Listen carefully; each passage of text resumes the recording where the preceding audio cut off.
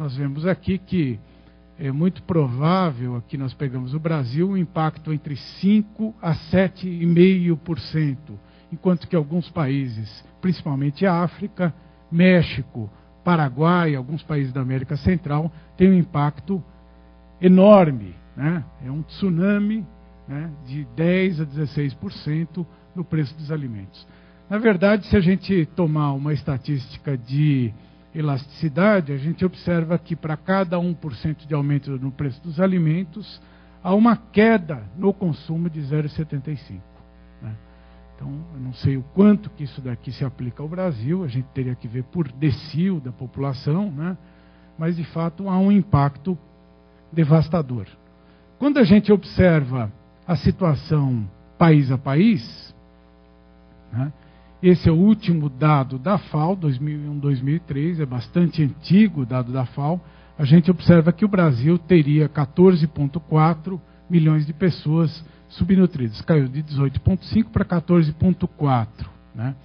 Alguns países, um pouco corroborando a tese que foi colocada aí, que não existe uma correlação direta entre subnutrição e fome, né? E pobreza, alguns países pobres, como por exemplo o Equador, tem um nível de subnutrição bastante baixo, 5%. Né? E países como o Peru hoje é a estrela da América Latina, né? País que cresce a 9%, 10% ao ano. Né?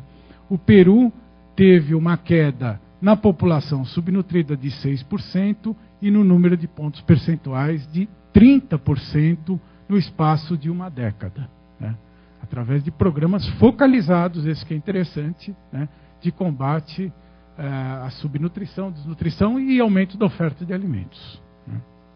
Bom, vou passar rapidinho, isso daqui é um pouco o dado que a gente mostrou. Né? Quando a gente pega dados de subnutrição infantil, de desnutrição infantil, desculpe, né, a gente observa que o Brasil está aqui fora dessa curva, o Brasil estaria com 8%, né? Mas o campeão é a Guatemala, com quase 50% das crianças desnutridas. Né? Eu vou falar bastante da Guatemala, porque a Guatemala é um exemplo de um país que tem um discurso bastante avançado, mas quando transforma esse discurso na prática não acontece absolutamente nada. Né? Então imagine um país com 50% das crianças desnutridas. México também é um país complicado, com 18% das crianças desnutridas. A média latino-americana está em torno de 16%. Esses gráficos aqui já foram discutidos, né? Mas só para ilustrar, dois gráficos que mostram a correlação que existe entre pobreza, que está aqui, e subnutrição, que é o indicador da FAO, e desnutrição crônica infantil, que é um outro indicador da OMS ou da Unicef. Né? Então a gente tem aqui que de fato existe uma correlação entre esses países, mas existe uma série de pontos fora da curva. Né? Como comparar, por exemplo, cada pontinho desses aqui é um país. Né? Como comparar, por exemplo, Equador, né, com Nicarágua. Os dois têm um nível de pobreza extrema, algo em torno de 50%, 45%. E o Equador, como eu disse, tem um nível de subnutrição de 5%, enquanto que a Nicarágua tem 30%. Né? Então, bastante estranho, na verdade, a pobreza extrema não substituiria esse indicador. Né?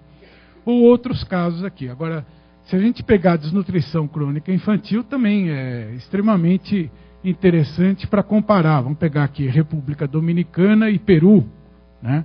Dois países com pobreza extrema em torno de 25%, a República Dominicana com desnutrição em 5%, e o Peru 25%. Né? Então, não é a pobreza que explica tudo.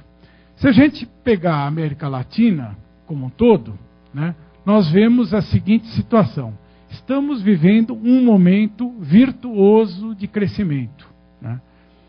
Para a média da América Latina, houve um crescimento de 3% per capita nos últimos anos. Crescimento de 3% per capita é inédito.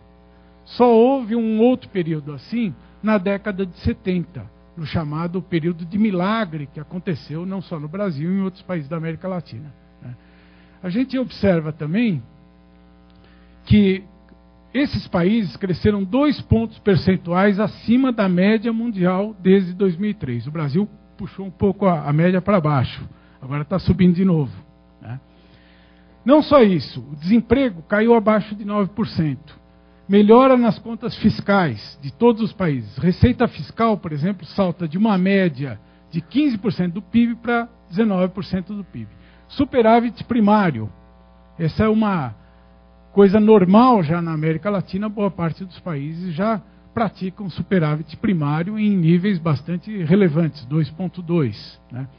E o valor dos produtos exportados teve um aumento de 36% nos últimos 6 anos, aqui comparando 2000 com 2006. Né? No Brasil, o crescimento do PIB vem se acelerando. Nós temos um crescimento acima de 3% desde o primeiro semestre de 2004. Ou seja, já vamos aí para 4 anos e meio de crescimento acima de 3% do PIB. Né? Acima de 3%. Né? O nível de investimento também vem crescendo. 19º trimestre de crescimento. Né? Saldo positivo de balanço de pagamentos, inflação baixa, né? Crescimento de salário mínimo e redução de pessoas com renda abaixo de meio salário mínimo. Ou seja, estamos vivendo um momento precioso que seria importantíssimo focar, portanto, a política pública num gasto social bem feito, né? Coisa que, infelizmente, não acontece na América Latina. O gasto social, ele, no agregado da América Latina, está em torno de 15%. Né? A média